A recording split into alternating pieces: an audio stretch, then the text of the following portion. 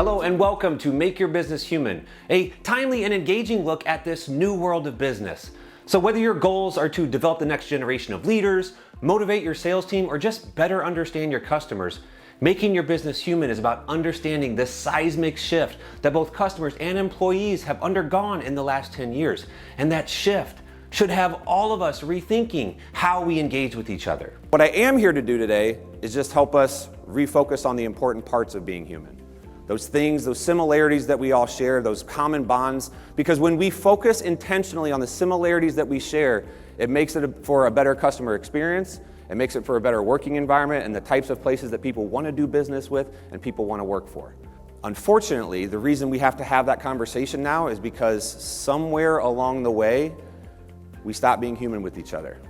And this was not an overnight phenomenon. This is something that's been happening for years, but we started focusing a whole lot more on the differences that we have between each other. If you take that millennial conversation and the baby boomers, we sometimes forget that there are some baby boomers that have more millennial tendencies than half the millennial population.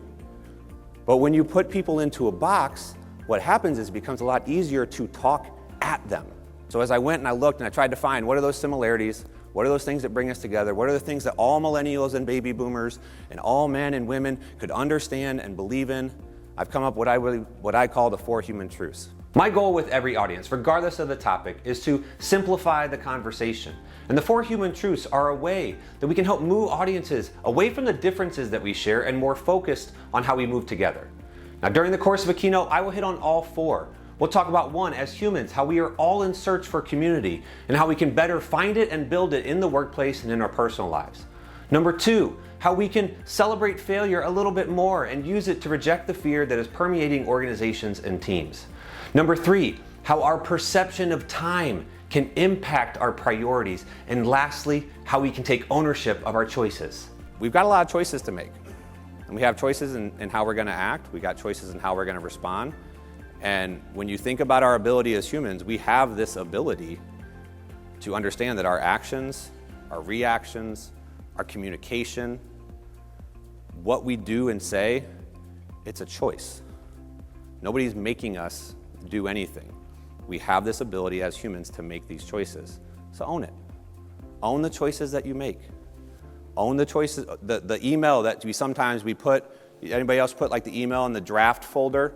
Because you don't want to send it right now because you're really upset at what that person did or said, and you wait and you come back the next day. I see some people like, yeah, no, I just send it. Yeah. Becky in finance, she is just always on me. Public speaking, when surveyed, is the number 1 fear that people have, which I find hilarious because 1 is definitely clowns and 2 is definitely clowns. Okay? But if I ask you the number 2 fear that people have that shows up, it's actually not death, that was 3rd. The 2nd is failure. 30 to 40% of people say the number 2 fear they have is failure, which I find hilarious because we fail every day. And it really becomes about how do we perceive failures, how do we perceive it in the workplace, how do we perceive it when people have a bad day and they show up, they don't give their best. Do we look at that as a failure, or do we look at that as an opportunity to grow, or look at it as an opportunity that maybe somebody's just having a bad day?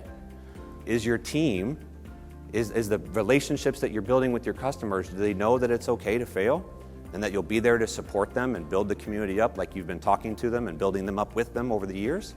Because if they are, they're going to outperform, they're going to do better because they're willing to fail. The 3rd human truth I want to talk about is this, our relationship with time.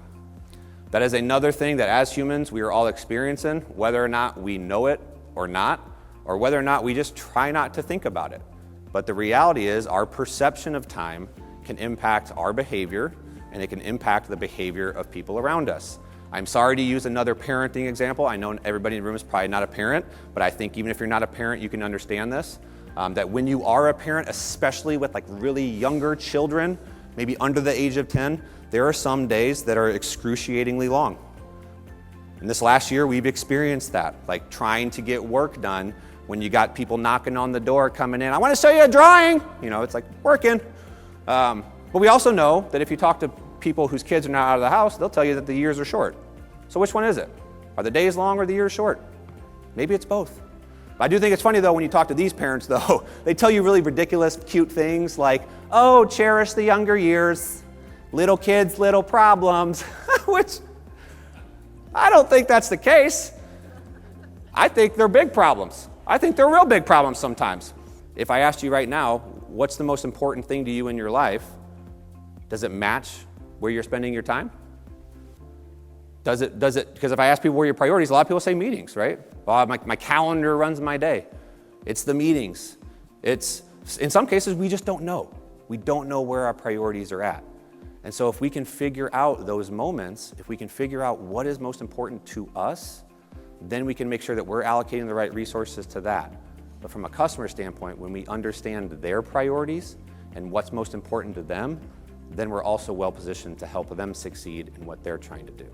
Has anybody heard of Robin Dunbar before? Robin Dunbar is a British anthropologist and philosopher who back in the early 2000s wanted to answer this question: how many people can any one person care about at a given time? So if you think of your brain like a computer, how many people, relationships can you put in your brain at once? And what he found out is that number is 150. Now I want to be really clear about something. When we look at this, how many people can you care about?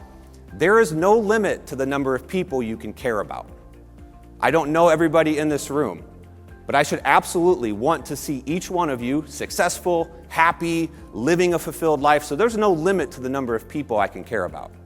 But when he's talking about care, he's talking about those more emotional, connected relationships. When we think about our brain's ability for these 150 relationships, we have to then compare that to the world at which we're inundated with every single day, to the millions of articles, to the millions of bits of information in relationships. And that's why we get a little stuck. That's why it feels like this world is increasingly larger, but we're still in search for this localized sense of community.